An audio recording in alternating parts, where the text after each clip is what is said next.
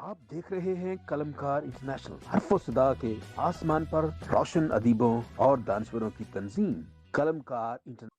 और किसके पीछे जाना कौन हमारे लिए बेहतर है, वो तभी इसको समझ सकेंगे जब उनके पास एजुकेशन होगी, जब उनका माइंडसेट जो है वो इन चीजों को कबूल करेगा कि ये मेरे लिए अच्छी चीज है, ये मेरे लिए ये रास्ता ठीक है और ये नहीं है, या ये इंसान जो है ये हमारे लिए अच्छा काम करेगा या नहीं करेगा। अब यहाँ पे वो दिखाते कुछ और है, सामने जब दुआ करते हैं तो हम जी आपके लिए ये दुआ करेंगे वो करेंगे, और चंदा लेके वो खुद मतलब दिन और रात मतलब चौगनी तरक्की करने वाला हाल है।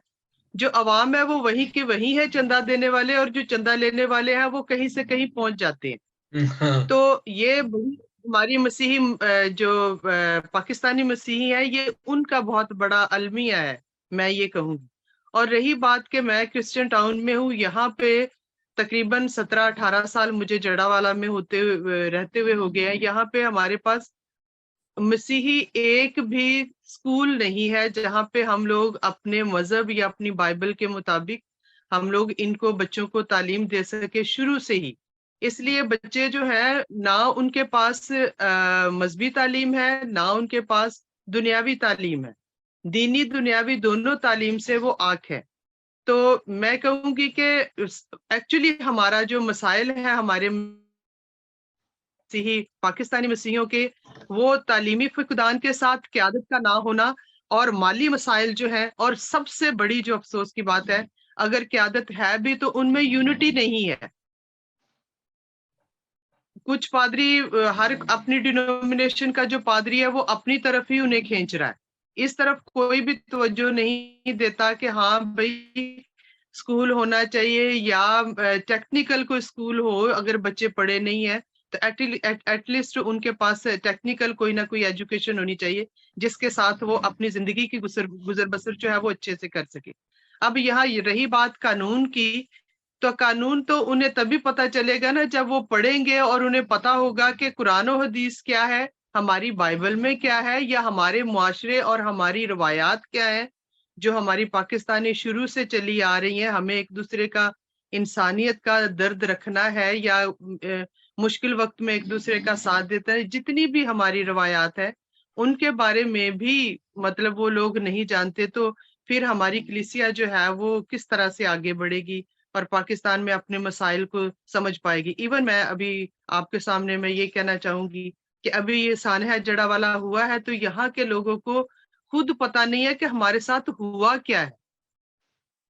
और उनको क्यों हुआ सिर्फ है? ये पता है कि हमारे हुआ क्या है और गए हैं क्यों हुआ है? हमारी ये बिल्कुल ठीक है। क्यों हुआ है और आगे हमें करना क्या है। उनके पास ये चीजें, उनके पास ये माइंड है ही नहीं, उनके ज़हन में यही सिर्फ आता है कि हमने राशन इकट्ठा करना, हम लोगों ने अपने घर में ये चीज हमारी कमी है, ये चीज कमी है, कबर्ड है, वोटेवर जो भी चारपाई है या बिस्तर है, वो इन चीजों के लिए ले रहे हैं। लेकिन मैं यहाँ पे कहूंगी, being a teacher, being a mother, मैं उस वाक्या को मैं बिल्कुल भी नहीं भूलती हूँ जो मैंने 16 अगस्त की मॉर्निंग में मैंने देखा था। मैं मेरे कान फिर वो सर जो है वो गर्म होने लगता है कि उस चीज को मैं रिकॉल करती हूँ। तो लेकिन मैं बताऊं कि जो ज़हनी तौर पे बच्चे हैं वो बहुत ही डरे हुए हैं, सहमे हुए हैं। और अ, अभी तक मैं बात करूँ तो फिर मेरा बीपी जो है वो 161 डाउन चला जाए तो वो 1 लो हो तो वो 140 तक रहता है। तो लेकिन ये तो इंसान होते हुए, लेकिन मैं कहूँ कि रूहानी तौर पे मैं मुबारक हूँ उन लोगों में से जिनके लिए जीसस ने 2023 साल पहले कहा था कि मुबारक है वो लोग जो मेरे नाम से सताए जाएंगे। तो हम वो मुबारक लोग हैं जो उसके नाम से सताए गए हैं। और लान तान भी हम सुनते हैं पाकिस्तान में रहते हुए। और आपकी सोच है कि हम हर रोज कितनी इस तरह की वर्ड और सेंटेंसेस जो है जो सुनना नहीं चाहते, हम बार बार उन चीजों को फेस करते हैं। तो बिल्कुल मैं सही। कहती हूँ कि अगर ये मसाइल हमारे पास हैं तो इनसे सिर्फ एजुकेशन के साथ हमें निकला इनमें से निकल सकते हैं। अदरवाइज एजुकेशन के बगैर हमारा यहाँ से निकलना मुश्किल और जीना जो है। अगर और इसी बात से मैं आगे चलूंगी कि अगर हमने अभी तक भी अपनी आंखें ना खोली तो अभी तो हम अपने बच्चे लेके भागे थे, खुदा न खास्ता और चंद साल ऐसे हुए या हमारे बच्चों के आगे बच्चे हुए तो वो तो भागने लायक भी नहीं रहेंगे। अगर अभी हमने, हमारी क़यादत ने या हमने आंखें ना खोली तो ये हमें, हमारे साथ हमारा जीना जो है ऑलरेडी जो है वो सारी दुनिया जानती है, लेकिन ये ज्यादा मुश्किल हो जाएगा, हम ज्यादा प्रॉब्लम में पड़ जाएंगे। So just I want to tell that to the world, the people who are watching us on Facebook and the world know that Christians in Pakistan are being persecuted for their faith. There are so many people, they know very well, but they just say that the people in Pakistan are being discriminated, not persecuted. But I would say that people are persecuted in many ways. They are not only discriminated. Discrimination जो है that can be bared, we can bear it, we can इसको बर्दाश्त कर सकते हैं, but we are discriminated and persecuted, not only one way but in different ways. Economically, socially, हमें socially जो है वो तंग किया जाता है। हमारे जो है वो, हम मसीही, पाकिस्तान में कोई मसीही अपना कारोबार मुसलमानों के इलाके में नहीं चला सकता, उनको मार देंगे, उनका चलेगा नहीं कारोबार। तो ये जो बातें हैं, अब ये बताने छुपाने वाली नहीं है तो बेइज्जती वाली बात। अगर मुझसे कोई नफरत करता है तो ये बेइज्जती मेरी है, क्यों नफरत करता है? फिर ये है कि उसकी ये जहनियत ऐसी है या उसकी तालीम ऐसी है, ये क्या, मुझ में क्या कमी है? तो मैं समझता हूं कि हम में कमी है, जो जिसकी तरफ इशारा किया है जोसेफिन जोसेफ ने, कि तालीम की कमी है और इसके अलावा यूनिटी की कमी है, और इसके अलावा जो है उन्होंने बताया कि माली मसाइल के लिए ऐसे स्कूल बनाए जाएं जहां पे लोग या बच्चे टेक्निकल एजुकेशन सीखें। तो हमें, हमारे पास 15 मिनट और हैं, तो मैं ये इसके लिए ये जो हम बातें करते हैं, ये हमने बहुत दफा प्रोग्राम किए हैं, मुख्तलिफ प्रोग्राम किए। अब जो है रेस्टोरेशन जो है वो तो चलो एक घर बन जाएगा, साल हर साल जिन्होंने 25 साल 30 साल पूरी मेहनत की, गरीबों ने, बेचारों ने पता नहीं क्या क्या काम किया, एक घर बनाया, एक कमरा बनाया, तो अब वो दिनों में कैसे बनाएंगे? कौन उसके? अब ये है कि हर तरफ बेईमानी है। क्यों नहीं मॉब जो है, या क्यों नहीं लोग निकलते कि यार ये जो दूध में पानी मिलाने वाले हैं इनके खिलाफ जिहाद किया जाए, और ये जो मेडिसिन, जो हेल्थ की मेडिसिन है, उनके साथ जो होता है, वो जो लाइफ सेविंग ड्रग्स हैं, उनमें जो मिलावट करते हैं उनके खिलाफ जिहाद किया जाए, जो झूठ बोलते हैं उनके खिलाफ जिहाद किया जाए, रिश्वत लेते हैं उनके खिलाफ जिहाद किया जाए। तो ये जो चीजें हैं, ये पाकिस्तान जो है वो दुनिया के पता नहीं किस खिते में जा रहा है। जंगल का कानून है, लोग पूछते नहीं है कि यार ये कि ये जो अब लोगों को पता नहीं है, कौम को पता नहीं है कौन से लोग थे, वो मॉब थे, वो तस्वीरें हैं। तो अभी तक कितने लोगों को सजा मिली है? 1 महीने से ज्यादा अरसा होने वाला है तकरीबन। तो किसको सजा मिली है कि यार ये लोग हैं, इनको सजा दी जाए? तो ये कौन सा ऐसा कानून है जो अभी नया बनेगा तो ये काम चलेगा? ये क्या हो रहा है? तो शादिया, आप क्या समझते हैं, क्या हल है? आप मुख्तसर बता दीजिए जरा 2-3 मिनट के लिए मैं, कि आप क्या समझते हैं कि हल क्या है? सर, इसका हल तो यही है ना कि देखिए, हुकूमत की तरफ हम सब की आंखें लगी हुई हैं कि कब इंसाफ मिलेगा, कब इंसाफ होगा, और 1 माह हो गया अभी तक कुछ नहीं हुआ। और दूसरी बात रह गई हम लोगों की, तो मैं जो मेन चीज है ना कि हमारा आपस में इत्तेफाक, सबसे पहली जो खास बात है वो यही है कि आपसी यगानदत बहुत जरूरी है। अलग-अलग मिशंस में रह के अलग चर्चेस बनाने से बेहतर है कि एक जान हो जाए, एक मुट्ठी हो जाए, ठीक है? क्योंकि खुदा जो है ना वो यगानदत का खुदावंद है, ठीक है जी? और जो यगानदत में रूहानियत है ना, उसका अपना ही मजा है। इज्तिमा में खैमा इज्तिमा का सा समा बंध जाएगा जब हम सब एक हो जाएंगे। अब जब वहां पे सपोर्ट जा रही है ना मुख्तलिफ चर्चिस को, जो चीज मैं देख के आई थी वो ये थी कि सब अपनी अपनी कलीसिया के लोगों को जमा कर लेते हैं, क्योंकि जो बाहर से लोग जाते हैं उनको तो नहीं पता, लेकिन वो लोग अपनी कलीसिया के लोगों को जमा करके उनके नाम नोट कर लेते हैं, उन्हीं को प्रमोट किया जाता है। और जो जरूरतमंद है, जो बेचारों के पास कुछ भी नहीं पहुंचा, वो उधर के उधर ही है। बहुत से लोग ऐसे हैं जिनको अभी तक कोई चीजें नहीं मिली। क्यों नहीं मिली? कि सब अपनी अपने चर्च के लोगों के लिए कर रहे हैं। ये क्यों नहीं सोचते कि हम सब मसीही हैं, हम सब ने मसीहियों के लिए करना है, ना कि अपने चर्च की कलीसिया के लिए करना है, जबकि हम सब एक हैं। और दूसरी बात, अपने बच्चों के लिए तो सोचिए उन बच्चों के जो नाजुक और मासूम ज़हनों के ऊपर जो खौफ और दहशत तारी हो गई है ना, उसको डिलीट करने की कोशिश करें। ये सब राशन जमा करने के पीछे, खाना जमा करने के पीछे पड़े हुए हैं। कभी इन्होंने सोचा है कि ये जो छोटे ज़हन है, जो नन्हे मुन्ने ज़हन है, इनमें जो एहसास कमतरी, कॉम्प्लेक्स और दहशत और खौफ तारी है, ये किस तरह खत्म करेंगे? तो इस तरह के इंतजामात हमारे पास्टर साहिबान को करने चाहिए। करोड़ों की फंडिंग इनके पास आती है और जब इनसे मदद मांगे ना, तो ये आगे से कहते हैं कि ये तो हमारे पास बाइबल की मुनादी के लिए है। बाइबल की मुनादी तो तब करेंगे ना कि जब लोगों में शऊर होगा। लोगों के लिए तालीम बालगा के सेंटर्स बनाए जिनमें उनको अच्छाई बुराई की पहचान हो, उनको पाक अवराक की पहचान हो। हमारे बड़े लोगों को भी पाक अवराक की पहचान हो कि हाँ भाई ये पेपर पाक है, हमने इनको किस तरह संभालना है। हमारे बच्चों को पता होना चाहिए। सिलाई सेंटर्स बनाए जाएं अपनी बेटियों के लिए कि वो इज्जत से अपने घरों में बैठकर कमा सके, ना कि चर्चेस बनाने में ये मतलब सारे फंड्स इस्तेमाल करें। ये अपनी कलीसिया को स्ट्रॉन्ग करें। दूसरा जो सबसे बड़ा मसला मैंने अपनी खवातीन में देखा है ना, कि इनके आईडी कार्ड्स ही नहीं बने हुए। जब आईडी कार्ड्स ही नहीं बने हुए तो फिर वो वोट कैसे देंगे? हमारे लोग वोट कैसे दे सकते हैं? हाँ, ये बहुत अहम मसला है, बहुत अहम मसला है जी। चर्चिज में लेक्चर्स होते हैं संडे के संडे, हर इबादत में बहुत ज्यादा जो बात वहां पे ब्रीफ की जाती है वो दही के हवाले से की जाती है। क्यों नहीं हमारी कलीसिया को वोटिंग की अहमियत के बारे में अपने लिए जो वो चुनते हैं अपना लीडर, उसके लिए काउंसलिंग की जाए, लोगों को तालीम की तरफ लेके आया जाए, उनको समझाया जाए। बहुत सी चीजें हैं काउंसलिंग करने के लिए। अपनी बेटियों को, अपने बेटों को देखें ना, नशे की दीमक उनको चाट रही है। ये हमारा आने वाला कल है, ये हमारे मुस्तकबिल के ममार हैं। उनके लिए कोई कुछ नहीं कर रहा, सिर्फ अपने चर्चिस की बिल्डिंग्स के लिए फंडिंग इकट्ठी हो रही है। इनके लिए रिहैबिलिटेशन सेंटर होने चाहिए।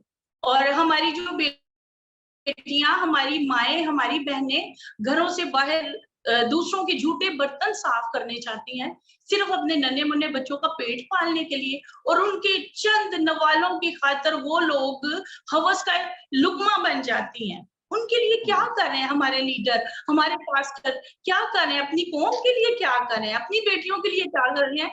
जब यही हमारे सर पे हाथ नहीं रखेंगे, यही हमारी बेटियों को इज्जत की चादर नहीं उड़ाएंगे, तो दूसरों को क्या मुसीबत पड़ी है कि वो हमें सहारा दें या वो हमारी फेवर करें?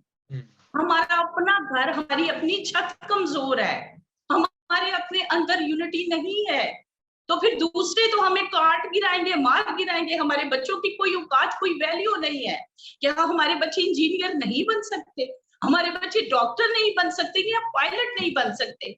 इन्होंने 20-28 चर्चिज बनाए हुए हैं। काश के एक मेडिकल कॉलेज बना लें कि हमारे लोगों को, हमारी बेटियों को, हमारे बच्चों को अपॉर्चुनिटीज नहीं मिलती, तो चले हम इनको स्टैंड करते हैं, हम इनको लेके चलते हैं। ये हमारी कौम है, ये हमारा आने वाला कल है।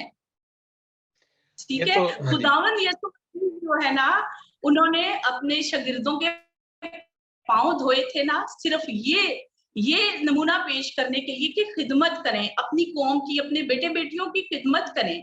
तो खुदारा वक्त है कि एक साथ इकट्ठे हो जाएं। जब हम सब एक साथ इकट्ठे हो जाएंगे तो किसी की जरूरत नहीं कि कोई हमारी तरफ आंख उठाकर भी देखे। हम सिर्फ फंड रेजिंग की फिक्र में लगे हुए हैं, भाग दौड़ में लगे हुए हैं, अपने बच्चों को लेविश लाइफ दे रहे हैं।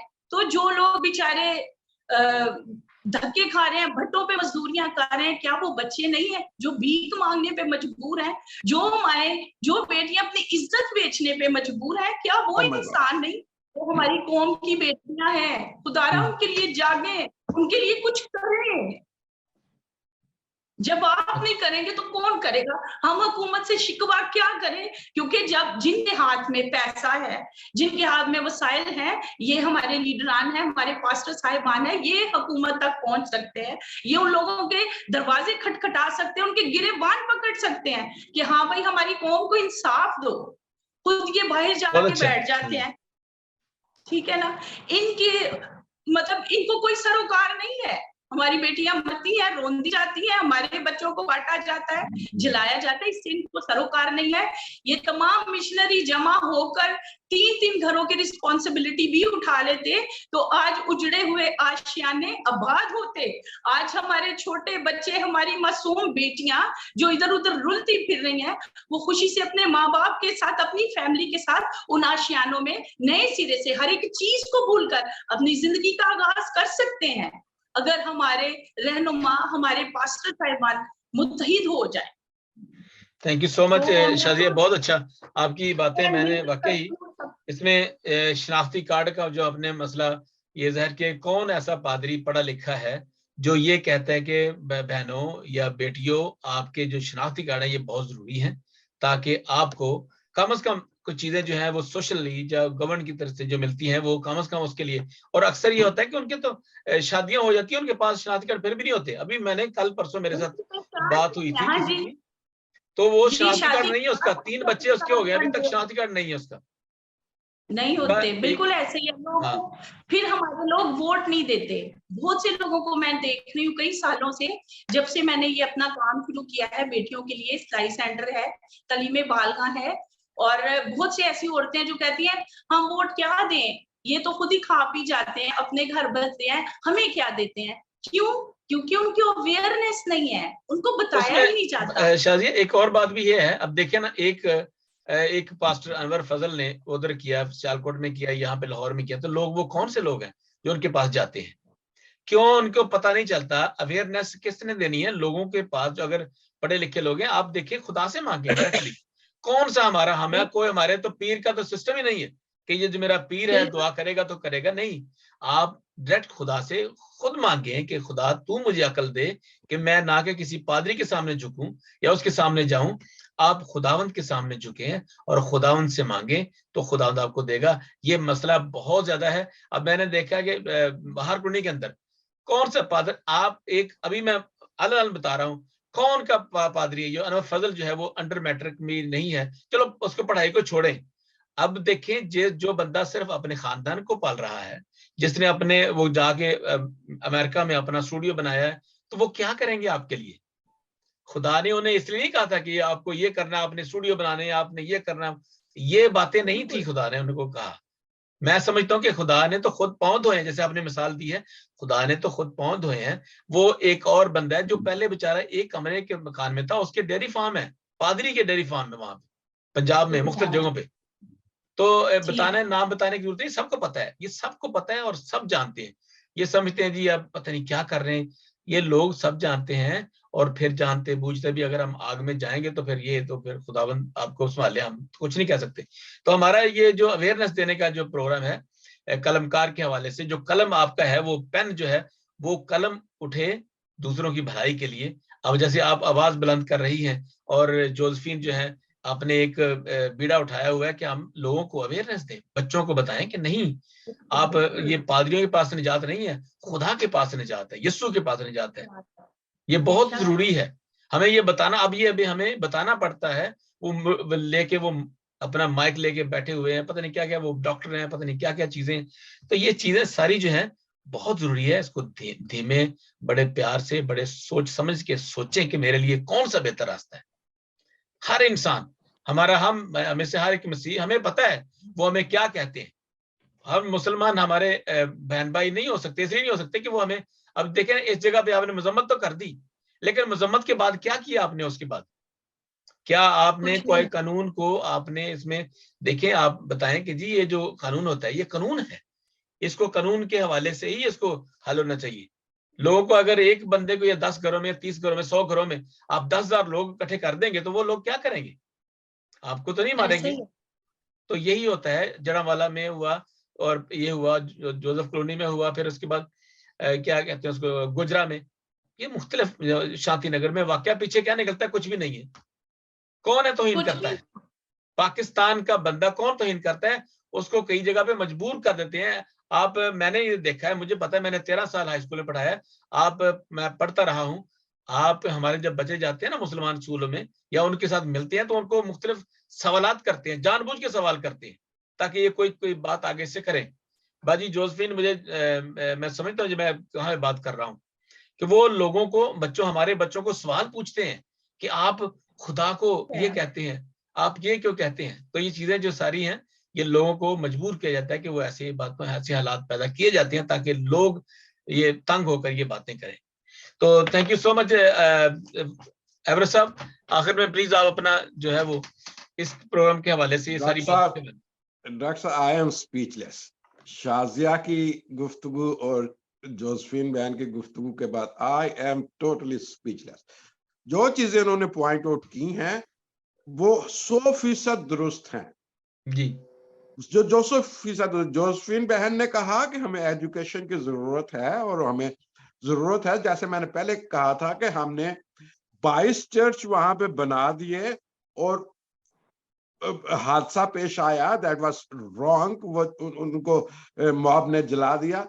लेकिन क्या उनको तौफीक नहीं हुई कि वहां पे कोई स्कूल बना दे? अब मौका है कि आप रीबिल्ड करें उन चर्चेस को। बराए मेहरबानी उन चर्चेस के अंदर ही आप स्कूल खोल लें। आपके पास बिल्डिंग मौजूद है, आप चर्च को इस्तेमाल करते हैं हफ्ते में 1 दिन के लिए या 2 दिन के लिए, बाकी 5 दिनों के लिए बड़ा मेहरबानी ये जो मेरे जो पादरी साहबान हैं जिनके वहां पर चर्चेस हैं, वो मेरी बात के ऊपर तवज्जो दे कि उनको कन्वर्ट कर दें चर्चेस के लिए। मैंने अमेरिका के अंदर बहुत से ऐसे चर्चेस देखे हैं जो डे टाइम के ऊपर एज ए फैमिली गैदरिंग के लिए इस्तेमाल होते हैं, कोचिंग सेंटर्स के लिए इस्तेमाल होते हैं, वो स्कूल बच्चों के लिए स्कूल के इस्तेमाल होते हैं। आपने बिल्डिंग बना दी, आप उसको कन्वर्ट कर दें, ठीक है, उसमें इबादत भी करें, लेकिन उनको स्कूलों के अंदर कन्वर्ट कर दें। उनमें टेम्पररी क्लिनिक जो है वो वहां पे बना दें। शाजिया ने खूबसूरत बात की कि हमें जरूरत है वहां की जो माए बहनें बेटियां हैं, जो मुझे तो वो अल्फाज जो शाजिया ने इस्तेमाल किए, I can not repeat it. उन्होंने कहा कि अपना पेट भरने के लिए अपनी इज्जतें लुटाती हैं लड़कियां। बिल्कुल सही बात है। लाहौर में है, बड़े बड़े शहरों में ये क्या होता है? ऐसे ही होता है। ये ऐसा है, क्यों हम इस नहज के ऊपर पहुंच चुके हैं? वजह ये है कि हमारे लिए अपॉर्चुनिटीज, इबादत की अपॉर्चुनिटीज हैं। हालेलुया, बपतिस्मा लो, एक चर्च दे लोग दूसरे चर्च ਨੂੰ खिंच रहे ने, उधर खिंच रहे ने, ये अपनी जगह पे ठीक है, लेकिन आज जरूरत है उन बेटियों की तालीम की, फनी तालीम की, जो अब हम जब इसको रिहेबिलिटेट कर रहे हैं जड़ा वालों को, तो बराए मेहरबानी ये पॉइंट्स जो दोनों बहनों ने उठाए हैं इनको अपने सामने रखें और फिर इसके मुताबिक हमें आगे चलना होगा। Thank you very much doctor साहब। बहुत बहुत शुक्रिया जी, थैंक यू सो मच। ये प्रोग्राम हमारा इख्तिताम को पहुंचता है, हम नए प्रोग्राम के साथ हाजिर होंगे। तो thank you so much Joseph साहिबा, आपका बहुत शुक्रिया, आप तशरीफ लाई, वक्त निकाला और आपने अच्छे ख्यालात और अपने कौम के लिए आप दर्द रखती हैं ताकि हमारे बच्चे, हमारी नई नस्ल जो है वो उनको ऐसे हालात पैदा ना हो, बल्कि वो स्किल्ड हों। और इसके अलावा भी हम दुआ यही करते हैं कि खुदा सबको अक्ल दानाई हिकमत अता करे ताकि हम दूसरे इंसानों को इंसान समझें, उनको let them live what they want to live the way they want to live. Like अपने मजहब को ठोंसने की बजाय अपना मजहब अपनी बातों से, अच्छे अखलाक से जाहिर करें।